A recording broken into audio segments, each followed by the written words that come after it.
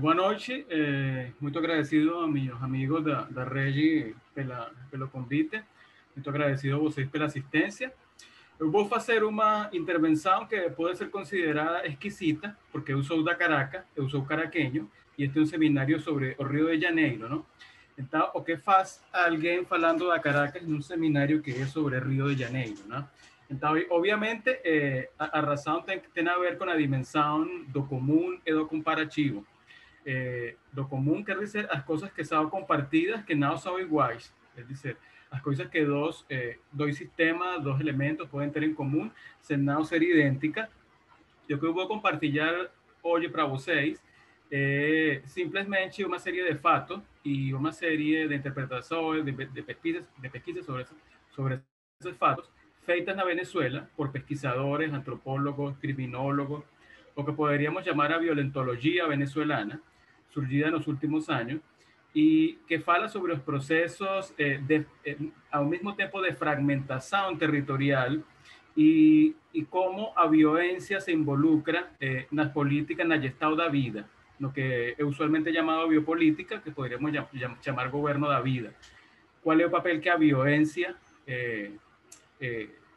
yoga no governo da vida? Eso que eu vou falar aqui hoje. E vou falar de uma Venezuela que não é a Venezuela das narrativas que você conhece, é uma Venezuela que pode ser de uma narrativa que ainda não é feita, é uma Venezuela que certamente não é da narrativa da esquerda, que foi uma coisa que nunca aconteceu, mas também não é a Venezuela das narrativas anticomunistas, ou inclusive de muitas narrativas liberais. É uma Venezuela muito mais complexa, que vivió un proceso no cual un país muy pacífico, un país que era relativamente igualitario comparado con otros países de América Latina, un país que conquistó o gobierno civil mucho antes que otros países, viró un país extremadamente violento a partir de una data muy específica del año 1989, en que tanto los datos cuantitativos como cualitativos de la pesquisa muestran una, una escalada, un aumento fantástico de homicidios que ha continuado desde 1989 hasta hoy, más de 30 años, y que mudó completamente a subjetividad en las periferias urbanas, que mudó completamente a subjetividad política, que precede o período chavista, de una violencia que existe mucho antes del chavismo, 10 años antes de la llegada del chavismo al poder, más que, porém, ela evoluiu profundamente, mutó profundamente en el período chavista, y podríamos hacer una analogía entre el paso do unicelular ao pluricelular. Digamos que o período pre-chavista da violencia venezolana, la guerra molecular venezolana, es un periodo de multiplicación de cuadrillas armadas en la periferia de las ciudades venezolanas, principalmente Caracas, y esas proliferaron, fueron extremadamente violentas, por ellas no existía lo que a gente llama crimen organizado, nada parecido con lo que existe en Brasil, lo que existe en Colombia, mas eso comenzó a existir en la primera década del século XXI, con el chavismo no poder, con unas mutaciones muy interesantes que comenzaron en las cárceles venezolanas, que implican todo un esquema nuevo de gobierno de la vida de la población de las periferias. Formas de taxación, formas de impor comportamientos, formas de, inclusive de gobernar a semozoas, a percepções da população, que só existem existen nas periferias, mas que foram criadas somente no período chavista. Então, eu vou falar desses dois processos e de um terceiro processo, que é a reação do Estado respecto a esa escalada de violencia y a esa organización de violencia en un nuevo régimen de gobierno de la vida, un nuevo régimen de gobierno de la vida.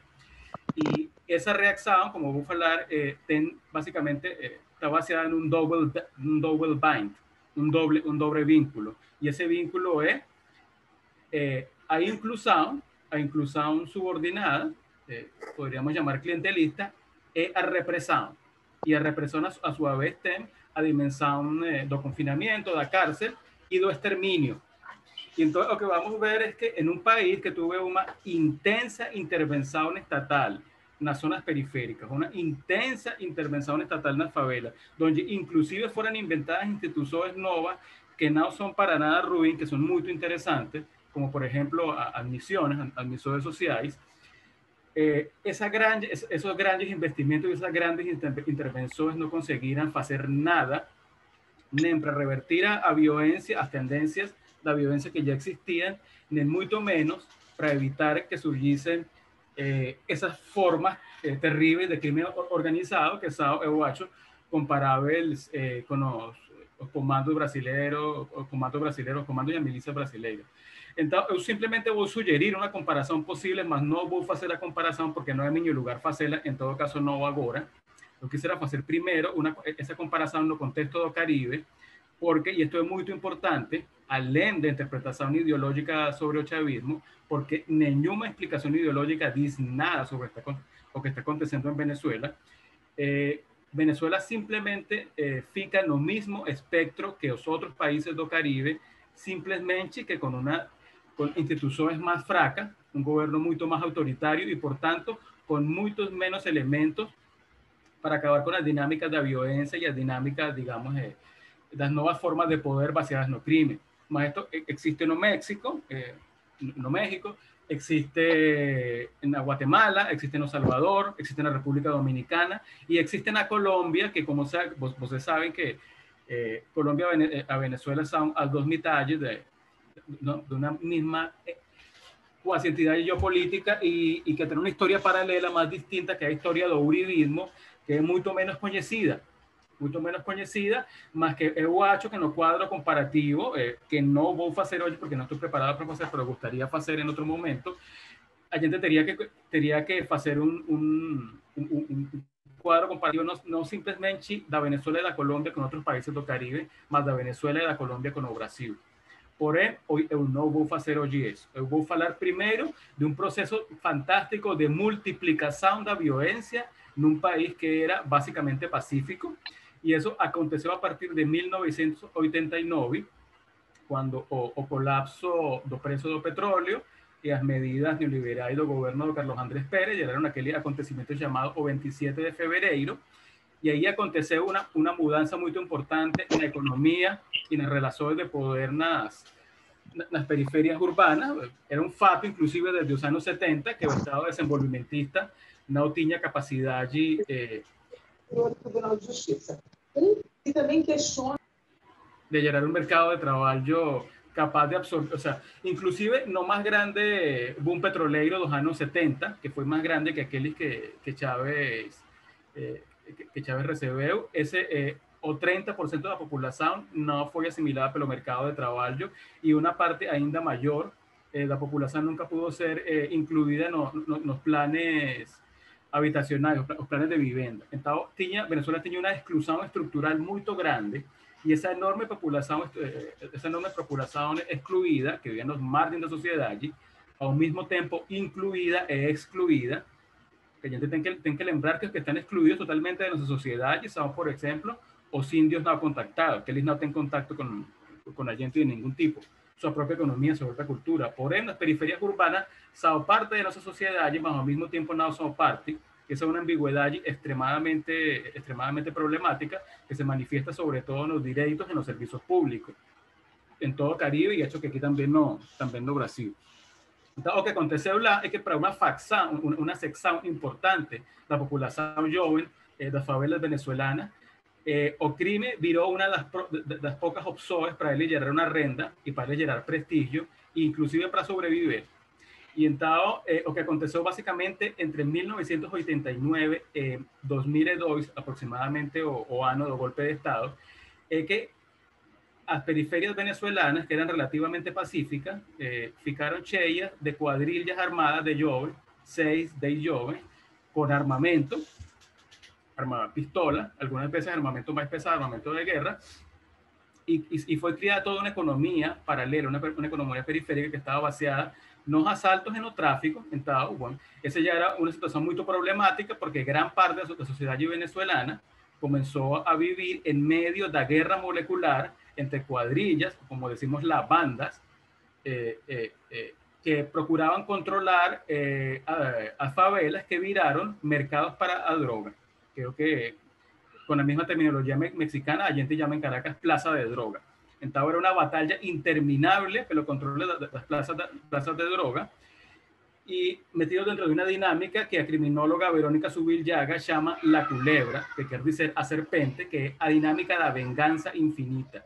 Quiere decir un garoto mata a otro garoto, ese garoto tiene que matar a quien asesinó amigo de él, y tiene que matar o amigo, o sea, vos tiene que vengar una afrenta solamente con la muerte de un enemigo, y cuando vos mata a un enemigo, entonces vos también tener, si es posible, matar a los amigos de su enemigo, matar a los parientes de su enemigo. Entonces, eso generó un aumento exponencial de violencia que fica perfectamente bien registrado en todas las estadísticas oficiales, incluidas las estadísticas oficiales del chavismo.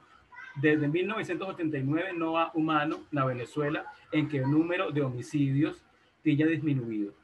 El último registro que tenemos ha hecho que está entre 18.000 y 20.000 homicidios.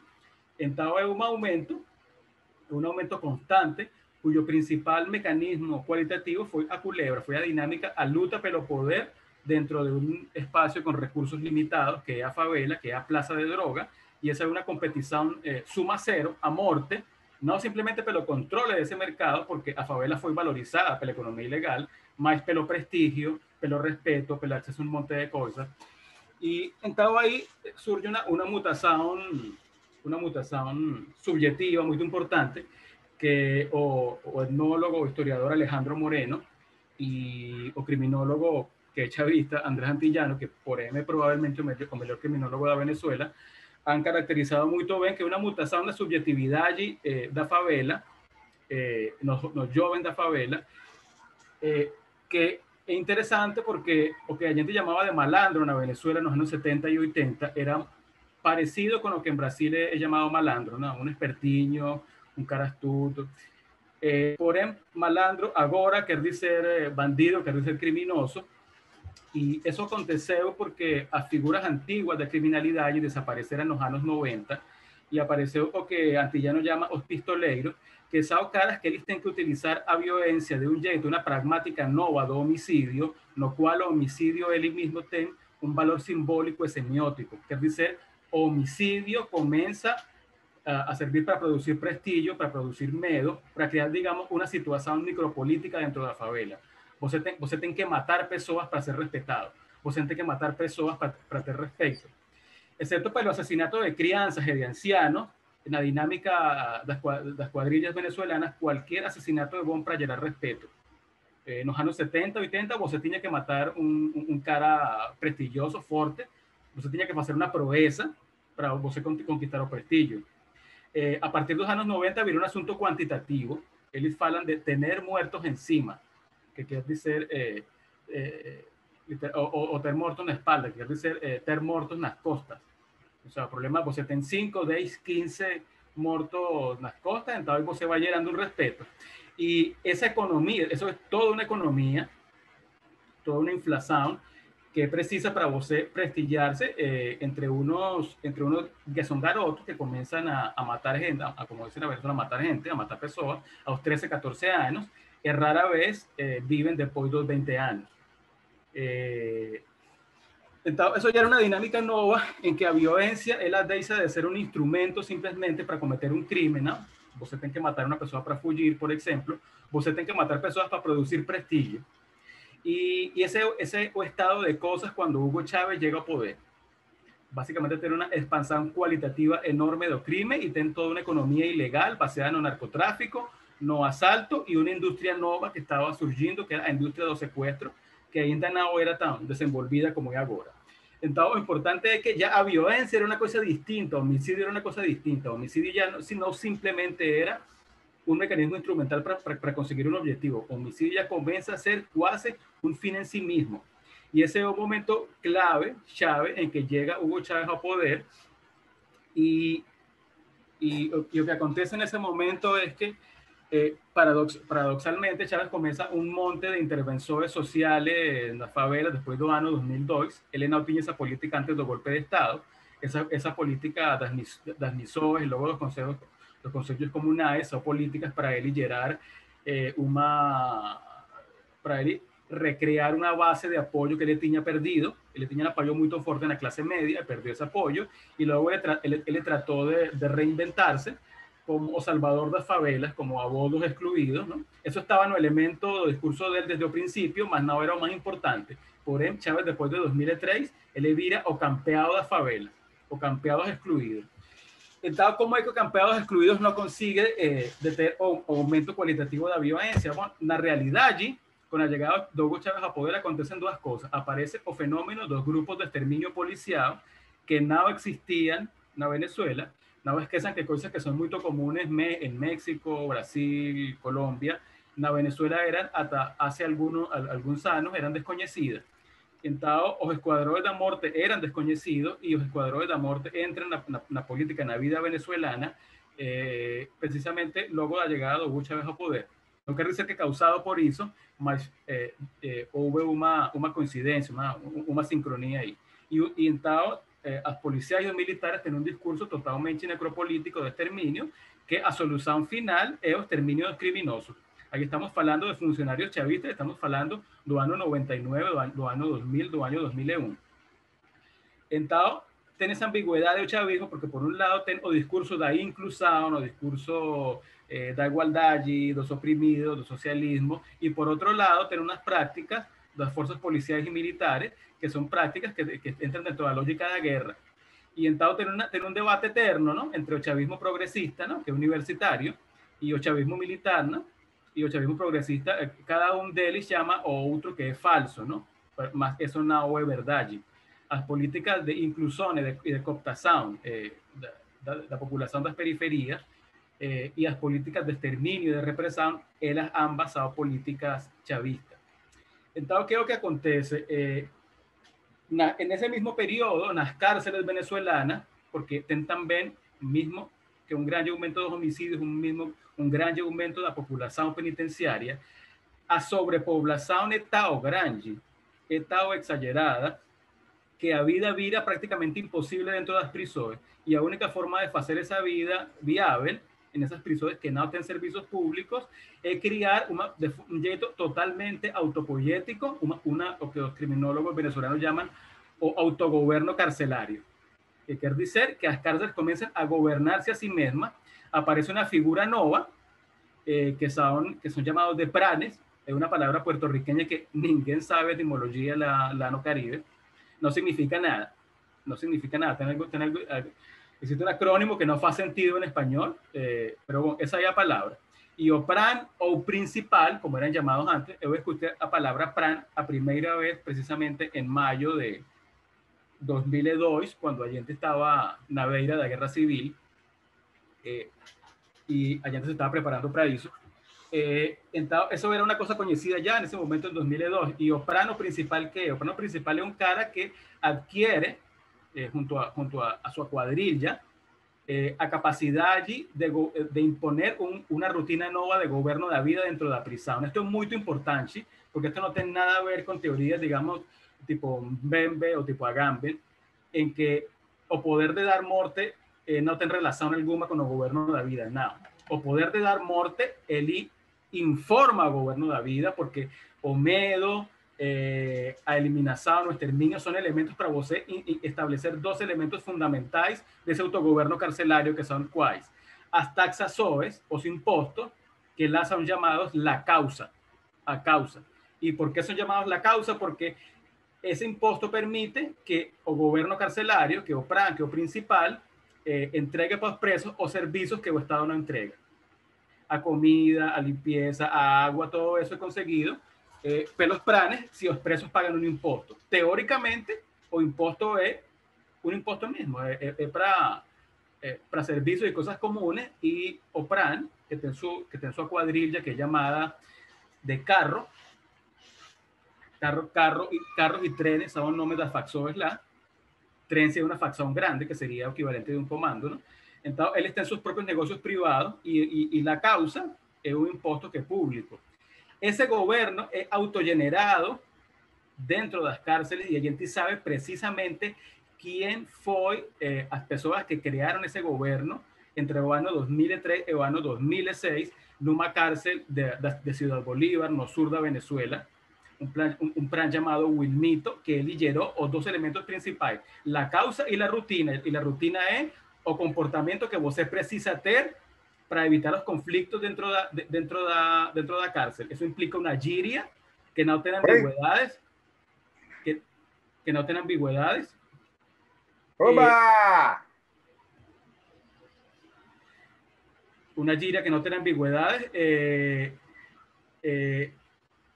que não causa confusões, porque você pode, porque o primeiro problema do pranato, antes de virar era praticamente um poder estabelecido, era evitar os conflitos dentro da prisão. Então, primeiro, estabelecer uma disciplina para evitar as brigas. E o primeiro poder, seguindo o que as pesquisas revelam, que os pranes conquistaram, foi o poder de decidir quem morre e quem não morre. Então, a partir desse momento, quando duas pessoas vão ter uma briga com facas, elas têm que pedir permisso ao PRAN, que tem armas de fogo, porque as armas de fogo circulavam livremente dentro das cárceles, inclusive granadas e fuzis. Todo isso acontece durante o governo do Chávez. Agora, acho que é uma história muito conhecida, que essas mutações na estrutura do crime organizado e da organização da violência, elas sempre começam nas cárceles e sempre circulam logo pelo resto da sociedade. Então, para o ano 2010, já as cárceles venezuelanas eram repúblicas independentes gobernadas pelos presos, inclusive nos trabalhos de Andrés Antillano, que é um grande criminólogo que é chavista, ele reconhece que o sistema carcelario venezolano para o ano 2010 era basicamente privado e governado pelas máfias, governado pelos comandos, governado pelas facções. Isso no meio do apoio da glória de um governo que cuyo discurso se baseaba en dizer que estaba voltando ao socialismo originario do século XX. Então, ele está voltando ao socialismo originario, porém, as cárceles são privadas, e não somente são privadas, sino que são privadas de máfia, de carteles, de comando. E isso, bueno, eu depois posso compartilhar as citações, pero isso é um trabalho de vários criminólogos venezolanos sobre o autogoverno carcelario, que basicamente les reconhecen isso, que es un sistema de facto privado, y desde esas cárceles venezolanas, Vista Hermosa, Tocorón, la cárcel de Maracaibo, se comienza a reorganizar o crimen en toda Venezuela, que ya no es simplemente a proliferación de esas pequeñas unidades violentas de 5 de garotos de 13, 14 años, nada. O crimen organizado que no existía en Venezuela para el año 2003, 2004, 2005, comienza a existir. Y eso quiere decir que si el Estado tuviese tomado las medidas adecuadas, eso no tuviese acontecido, que era evitable. Y por ende, no fue evitada, fue una cosa que aconteceu. Y entonces ahí, ese asunto aparece un nuevo régimen de gobierno de vida, entonces, que él es exportado para las favelas. Todas las favelas no tienen pranes, no tienen principales, pero muchas tienen. Regiões muy extensas de Caracas que están gobernadas por pranes, tiene uno llamado El Coqui y tiene otro llamado Wilexis. Wilexis goberna un territorio ainda más grande que o complexo de Alemão, que prácticamente tiene fronteras con todas las favelas principales de Caracas, y aparentemente el gobierno no tiene la capacidad militar de sacar ellos de la. Y ese estado de cosas, también o régimen do pranato existe no sur da Venezuela, nas minas, que son muy parecidas con las minas de Serra Leona. Então, eu vou aqui agora falar, vou fechar falando qual foi o problema, por que esse regime se estendeu por toda a Venezuela, que foi o que aconteceu. O que aconteceu foram duas coisas. En primer lugar, as intervenções sociais do governo, elas foram orientadas ao clientelismo. En primer lugar, eso es otro tema que no puedo hablar ahora, era fundamentalmente producir una burocracia social chavista que existe en los consejos comunales, una burocracia social que el AIN paga, que no recibe salario, que está compuesta principalmente por mujeres pobres, que hacen una combinación de logística, servicio social, trabajo administrativo. Porém, as políticas do chavismo, elas não reconheciam as diferenças dentro dos barrios. Y lo que las pesquisas de Alejandro Moreno y de Andrés Antillano, de otros criminólogos venezolanos, muestran es que el problema es que tenía un segmento de la población de las favelas que estaba estructuralmente excluido, que no tenía acceso a educación, que no tenía acceso a empleo, y que el único jeito de acceder a inmensa cantidad de dinero que estaba circulando en Venezuela en ese periodo era a través do crime. Uma parte da população que, seguindo alguns desses antropólogos e pesquisadores, eles nem saem da favela. O único mundo que eles conhecem é a favela. Eles não circulam pela Caracas. Su mundo é a favela e as favelas aledañas. Esse é o mundo deles. Então, tinha um monte de políticas que eram extremadamente gerales, que eram extremadamente grossas, porque isso era uma coisa recorrente no discurso chavista, é o povo, e o povo é homogêneo. Você tem o povo que de verdade que é o povo da favela, que não é da favela, ele é basicamente o que eles chamam um esquálido, que é o mesmo que os cubanos chamam um gusano. É um cara que não é realmente venezuelano, ou que não é venezuelano do mesmo jeito que são venezuelanos os pobres, e é um cara que, se não demonstra sua lealdade para o governo, talvez é um cara que é fundamentalmente um inimigo. Pero então, tem essa ambiguidade da classe média, embora a classe média chavista exista e tenha um monte de benefícios. Porém, a política dirigida para a favela, ela não fazia nenhuma diferença, e nunca tivemos nenhuma política dirigida para esse segmento particular da população, que eran los jóvenes que son reclutados pelas cuadrillas. Yo mismo, como Daniel dice, tenía una grande cantidad de instituciones públicas dentro de las favelas, inclusive dentro de favelas controladas pelo crime, pero esas instituciones no hacían nada para impedir ni la circulación de armas, ni el reclutamiento de garotinhos pelas cuadrillas, pelas facções. Entonces, que é o que faz? Então, bueno, em geral, a concepção do Chávez era que a violência era um efeito mecânico da pobreza e que, se ele distribuía grana, a violência ia a terminar. E então, o que é o que ele faz quando descobre que isso não acontece no ano 2008, 2010? Ele faz uma série de políticas de recrutamento,